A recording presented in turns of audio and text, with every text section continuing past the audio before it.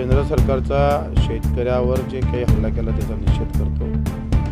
दुसरी गोष्ट की अनेक गोष्टीची गॅरंटी मोदीजी देत आहे, मग हमीभावाची गॅरंटी का नाही? हमीभाव दिला पाहिजे ना. तुम्हाला जसं 7वा 8वा वेतन आयोग दिला जातं त्याचा तुम्ही पगाराची हमी देता, तुम्ही इतर बाकी हमी देताय, तर तुम्ही शेतकऱ्याला हमीभाव का देत नाही? आणि हे सरकार पूर्ण फेल झालेलं आहे या बाबतीत. सरकारनं हमीभाव, जरी मी सरकारमध्ये सामील असेल तरी शेतकऱ्याच्या बाबतीत कुठल्याही चांगली योजना केंद्राने राज्यानं काही जर 2-3 गोष्टी सोडल्या तर दिल्या नाही. हमीभाव दिली तर योजना आखीची गरजच पडत नाही. ती दिली पाहिजे, राष्ट्र मागणी आहे. गेल्या 100 वर्षापासून, जेव्हापासून हा देश स्वतंत्र झाला तेव्हापासून आम्ही हमीभाव मागतोय.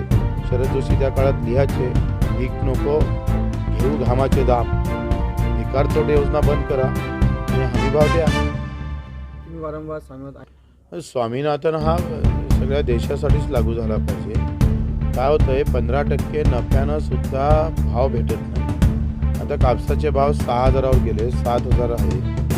किमान कापसाचा पर क्विंटल मागं मी सांगत नाही, राज्य सरकार असं म्हणतं तर 12,000 रुपये खर्च निघतो. आता हा खर्चच 12,000 आहे तर नफा कुठं आलाय? म्हणजे आज तोट्यानं कापूस विकावं लागतं, घाट्यात कापूस विकावं लागतं. अशी जर अवस्था राहिली तर मला असं वाटतं का योजनेचं, तुमच्या त्या सगळ्या विकासाचं काय करायचं आहे? शेतकऱ्याच्या खिशात पैसेच येत नाही, उलट जपकट होतं. सरकार त्याचा जपकट करतं, डाका टाकतं सरकार. डाकेखोरी बंद केली पाहिजे ना सरकारनं. विकासाचं जाळं आहे, जाळ्यात अटकले आहे. विकासाच्या जाळ्यात अटकल्यामुळे आता ह्या सगळ्या गोष्टी होतात. मला याचं नवल वाटते का अशोकरावजी 2 वेळा मुख्यमंत्री होते, कॅबिनेट 15 वर्ष राहिले, ते भाजपमध्ये का गेले? त्यांचा तो प्रश्न आहे. प्रत्येकाचा आपापला व्यक्तिगत विषय असते, पण लोकांच्या मनात असा भ्रम आहे का बा तुम्ही मुख्यमंत्री 2 वेळा असताना का गेले? स्पष्ट झालं पाहिजे. आंदोलन चिघळू नये, पण सरकारनं निर्णय घ्यावा, आणि नाही घेतला तर आम्ही सुद्धा आंदोलनात सहभागी होऊ.